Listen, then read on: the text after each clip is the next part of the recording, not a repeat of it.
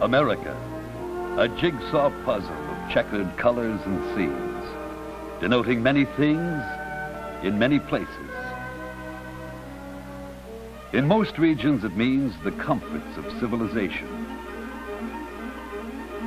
of modern homes in towns, of shiny cars on smooth highways, of fancy stores in noisy city canyons. But there are quiet, lonely canyons in America too. The gorges of northern Arizona and New Mexico that cut across the vast, empty tablelands. A region that molds life into primitive simplicity. In this country of canyons and of plains live a proud and aristocratic people, the Navajos. An ancient race who called themselves the people. Since their migration from the north some 600 years ago, the Navajos have had their way of life shaped by the unyielding land in which they settled.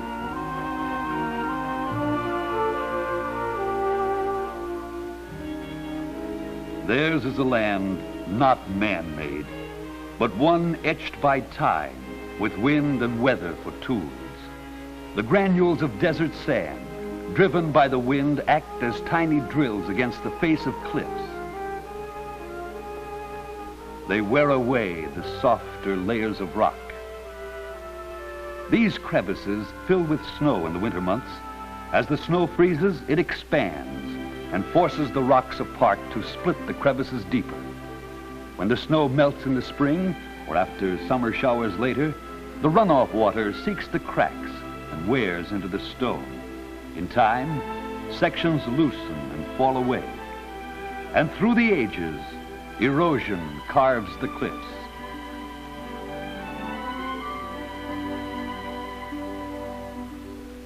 In this broken land, roads are few and rough, often mere trails or a sandy canyon floor, limiting transportation in the past to horse and wagon or to horseback. But including today, modern pickup trucks. Leading off from the roads are faint wagon tracks, the only signs to tell you that there's a home out there somewhere. It's hard to distinguish the houses, for round and squat as beehives, they melt right into the landscape. The Navajos do not live in villages as do other tribes, but in lonely hogans on the butte or on the plains. Because of the isolated region, homes have been built of materials at hand.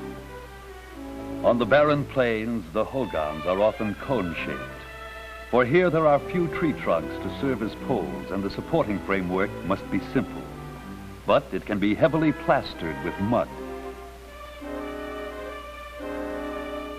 Often the homes on the windswept mesas may have the door protected by a vestibule, a covered approach to keep out the snow and rain and the eternal sand.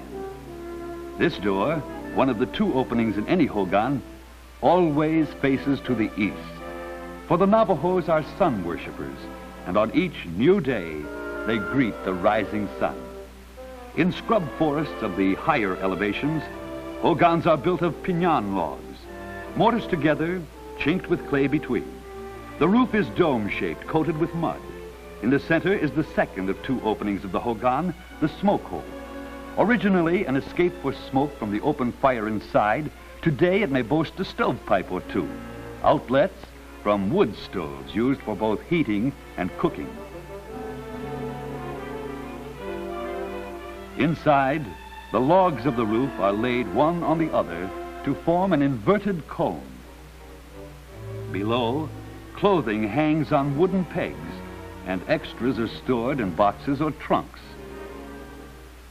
On the swept dirt floor,